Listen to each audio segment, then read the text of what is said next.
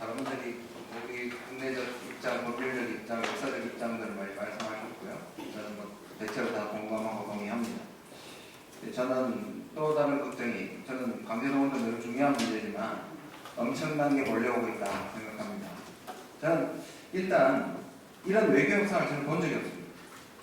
사실 읽어본 적도 없습니다. 외교는 51대 49의 예술이라고 합니다. 협상. 이기면 51을 가져오는 것이고 지더라도 49를 가져와야 합니다. 아마 그런 뜻에서 반잔이라고 얘기한 것 같아요. 반컵? 제가 보기엔 빈잔입니다. 하나도 없습니다. 3월 6일 날 강제동원 해법을 발표했을 때 다시 한번 읽어보십시오. 일본이 주어로 쓰인 게 하나도 없습니다. 뭐 형식 자체는 일방적 발표문이지만 거기에 일본 두 번 등장합니다. 일본과 논의했다. 일본의 호응 조치를 기대한다. 다 목적어죠. 주어가 없습니다. 그러니까 협상의 플레이어로서 일본은 없고요. 우리가 일방적으로 모든 것을 내어줄 겁니다. 근데 저는 우연이 아닌 것 같습니다. 그리고 무지한 사람도 있는 것 같은데 굉장히 교활한 사람이 뒤에 있다라고 생각합니다. 무지와 교활의 집합이라고 생각합니다. 우연이 아닌 것이 지금까지 보여준 이 정부의 역사관과 세계관의 결과라고 생각합니다. 세상을 흑백론만 보고 있습니다. 또는 선악으로 보고 있습니다. 그러니까 친구 아니면 적인 거죠. 그러나 외교에는 회색지대가 훨씬 더 중요합니다. 인도를 보십시오. 인도네시아를 보십시오. 사우디를 보십시오. 지난 10개월 동안 빼기 외교만 했습니다. 중국 30분 만난 거 외에 누굴 만났습니까? 우리의 외교 상대자는 미국과 일본밖에 없고, 그러다 보면 다른 국가는 자연스럽게 한국을 만날 필요가 없어집니다. 그냥 일본하고 미국 만나면 됩니다. 우리는 세계 외교 무대에서 변수가 되고 변수로서 역할이 사라지고 있습니다.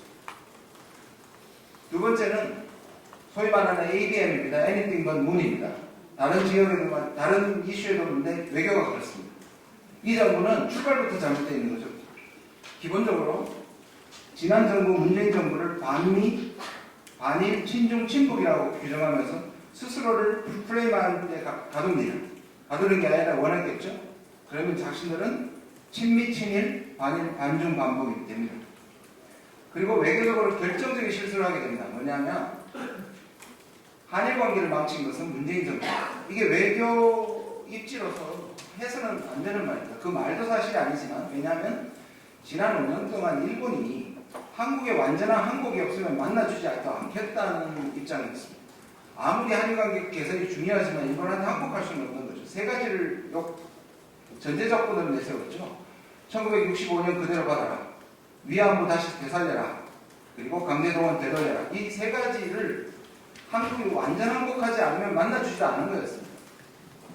자, 일본 입장에서 보면 한국의 새 정부가 지난 정부가 한일 관계를 망쳤다고 얘기를 하면 일본은 당연히 한국이 고쳐와라. 지금 벌어지는 것처럼 이 정부는 한국이 전적으로 고쳐서 갖다 바쳤습니다.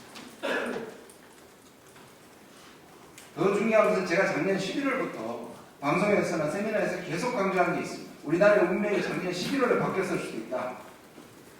제가 그래서 어느 방송에 나와서는 소름 끼친다고 얘기했습니다.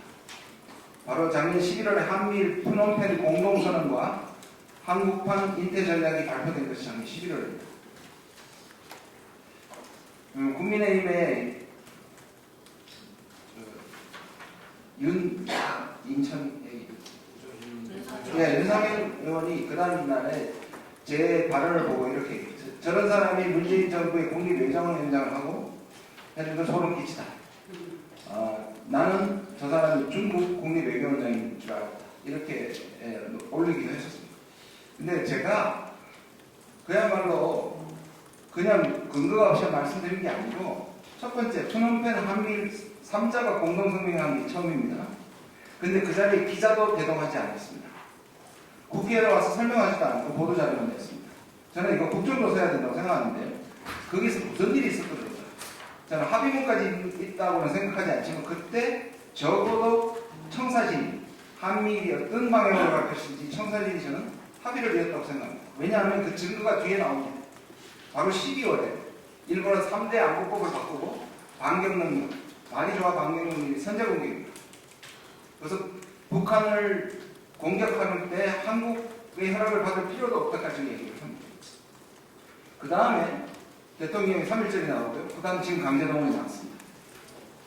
그리고 인태 전략을 그때 발표하는데 한국판이라고 얘기하지만 저는 한국판에 해당하는 용어나 전략이나 개념이 하나도 없습니다. 전국 미국의 인태 전략을 그대로 다 받아 그대로 사용하고 있습니다. 이 전략 자체의 이름에도 큰 문제가 있습니다. 왜냐하면 인도태평양입니다. 인도양과 태평양입니다.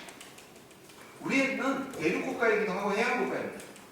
이 말은 우리가 해양국가 쪽으로 편을 정해서 대륙국가를 적대 세력으로 삼는다는 것이 숨어져 있습니다.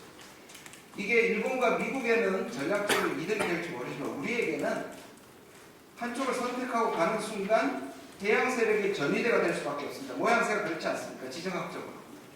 그리고 우리는 해양 세력과 대륙 세력에 부딪히는 최전선이 되고 실제로 현재 일어나는 군비 경쟁과 남북뿐만 아니라 미중일로의 군비 경쟁은 속도가 어마어마하게 지금 여기가 군비 경쟁의 장이 되고 있고 충돌의 장이 되고 있습니다. 대만과 함께. 미국의 세계 전략은 저는 이번에 미국 특히 민주당한테 상당히 실망을 했습니다. 그것도 지적해야 된다고 생각합니다.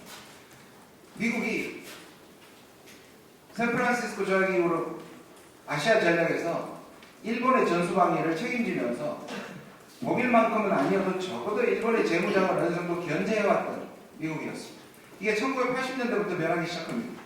지금 신냉전 하지만 그때 미소 신냉전 시기였습니다. 레이건이 나카소네와 그리고 전두환 정권을 불러서 3자 동맹을 하려고 시도했었습니다. 일본 우익의 나카소네 지금 기시다 정부는 사실상 나카소네를 뿌리로 하고 있습니다. 두 번째 시도는 2000년대 9.11 이후에 아들 부시가 고이즈미와 함께 또 삼각동맹을 했을 때 노무현 대통령께서 저항하고 전략적 위험성을 막아낸 적이 있습니다. 다 미국의 우익 정부였는데 이번에는 바이든 정부였습니다. 바이든 정부는 이런 조짐을 2015년에 보인 적이 있습니다. 바로 웬디 셜런의 망언이 시작이었습니다. 그때부터 미국은 중국을 견제하기 위해서 일본의 재무장을 눈 감아주고 오히려 부추기게 됩니다. 당시에 오바마는 외교의 문외한이었기 때문에 그때 외교를 담당했던 사람이 바로 바이든 대통령입니다.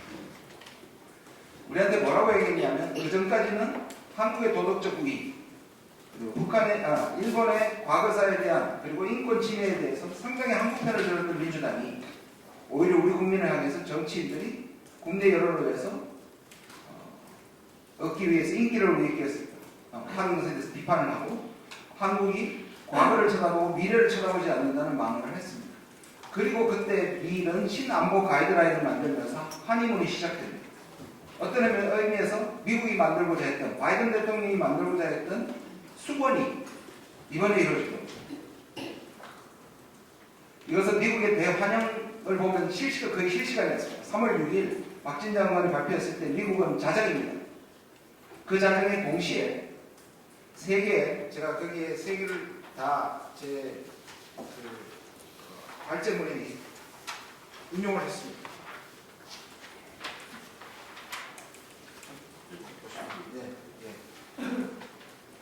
특히 그러니까 서로 다른 별도의 성명을 3개나 냅니다. 대통령, 그리고 국무장관, 그리고 주한미 대사입니다. 특히 토니 블링컨의 성명 한번 보면 기가 막혀요.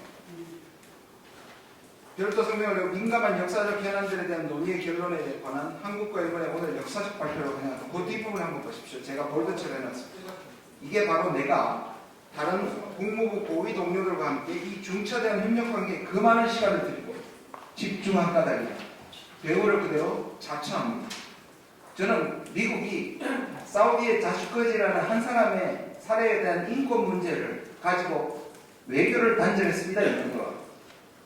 그런 미국 민주당이 수백만의 고통받았다는 한국의 인권 침해와 보편적 가치를 하는데 눈 감고 자신의 이익만을 위해서 네오콘들과 결탁해서 한미를 동맹으로 가는 데 대한 매우 유감을 표시합니다. 미국과 일본의 이익은 될 수 있지만 우리의 한국의 이익은 아닙니다. 그리고 동맹이라는 것은 믿을 수 있는, 신뢰할 수 있는 것과 해야 됩니다. 왜냐하면 동맹을 맺고 나면 일본의 유사시에 우리가 개입을 해야 하고 우리 유사시에 일본이 개입한다는 것입니다. 이 정부는 동맹으로 가지 않는다고 얘기합니다. 그러나 안보 협력이라는 이름으로 계속 협력의 한계를 부정하고 확대하고 있습니다. 지난 문재인 정부 때 이것을 확실하게 정리했었습니다. 대북 문제나 특정 이슈에 관해서 한미일이 협력할 수는 있으나 한미일 동맹은 절대 안 된다. 이게 정답입니다. 근데 이 정부는 한미일 안보 협력이라는 이름으로 동맹으로 가는 거의 브레이크를 가속 페달로 바꾸고 있습니다. 저는 정치적으로 이 사람들이 아까 교활하다는 말씀드렸습니다. 무지와 교활의 연합이라고 생각하는데, 왜냐하면 이 보수정부의 뿌리들이 사실상 일본 문제 때문에 정권이 두 번이나 흔들렸거든요.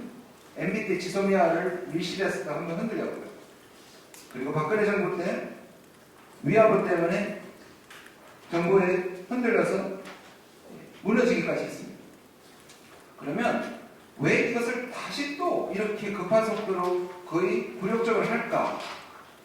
아무리 생각해도 합리적으로 이해가 안 가는데 몇 가지 추측이 가능합니다. 첫 번째는 세계관이 요새 말하는 것이 신내선 일체론자 같습니다. 아까 말씀드린 것처럼 결국 일본은 친구고 미국은 친구고 이란은 적이고 북한도 적이고 중국도 적이고 러시아 적이라. 그래서 전적으로 그러한 것을 신뢰하는 사람, 저는 신념이기도 하고 교활함의 입장에서는 이렇게 보입니다. 결국 국내 정치를 이용해서 위에서 일을 한다. 결국 한중 관계가 나빠지고 남북 관계가 나빠지고 한일 관계가 나빠져도 이 정권을 욕할 게 아니라 오히려 이런 북쪽의 적들을 욕할 것이다. 그리고 이번에는 북한의 도발 때문에 돌파할 것이다. 저는 그렇게 우리 국민들을 단순하지 않다고 생각합니다. 대미대의의 외교. 저는 지금 외교를, 이 정부의 외교는 편을 정하면 편해지는가? 아니요, 편해지지 않습니다. 앞으로 엄청난 외교적 도전거리가 저는 다가온다고 생각합니다. 가치 외교는 가치가 있는가? 가치 없습니다. 신뢰 외교를 해야죠. 아까 말씀드린 미국이 얘기하고 지금 이 정부가 얘기하는 자유지역만으로 세계를 꾸민다면 세계는 40개국 정도밖에 되지 않습니다. 세계는 250개국입니다.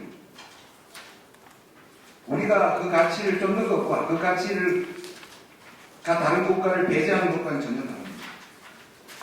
향후 여러분들이 말씀하셨지만 일본은 이제 한국에 대해서 계속 외교적 공세를 가할 것입니다. 그러면 이 정부는 무리수를 해서 강제동원을 통과시켜서 일방적으로 양보해서 한일 관계를 개선했기 때문에 일본의 웬만한 외교 공세를 스스로 변호사가 되어 일본의 변호사가 돼서 아마 위장 반대를 하거나 포장을 하겠죠. 그리고 저는 4월 한미 정상회담이 걱정이 됩니다. 미국은 이제 본격적으로 한미를 묶게 될 것입니다. 중국과 러시아는 아직까지는 한국의 자율적으로 기대하는 수준입니다만 만약에 한국이 더 이상 가망이 없었을 때는 한국이 가장 약한 고리가 될 것이고, 그리고 말씀드린 것처럼 북중러 한미일의 신냉전에 전선이 될 가능성이 있습니다. 저도 아까 김영환 대표께서 말씀하신 것처럼 저는 오늘 아침에 김상현 여러 의원님들과 교수 연구자 성명 공동회의 기자회견을 했습니다. 거기서 왜 파면과 해임을 얘기하지 않았느냐 하면 박진 장관에 대해서요. 왜냐하면 공범에 가까운 대통령이 파면을 시키면 결국 면접을 주는 거라고 생각했기 때문입니다. 결국 희망은 국회이고, 그래서 교수 연구자들이 얘기한 것처럼 저도 다시 한번 국회가 움직여서 주무장관에 대한 탄핵을 추진해 주시기를 마지막으로 부탁드립니다. 네, 이상입니다. 네, 그렇습니다. 생각 들어주시기 바랍니다. 강제동원 피해자들을 생각 삼아서 일본의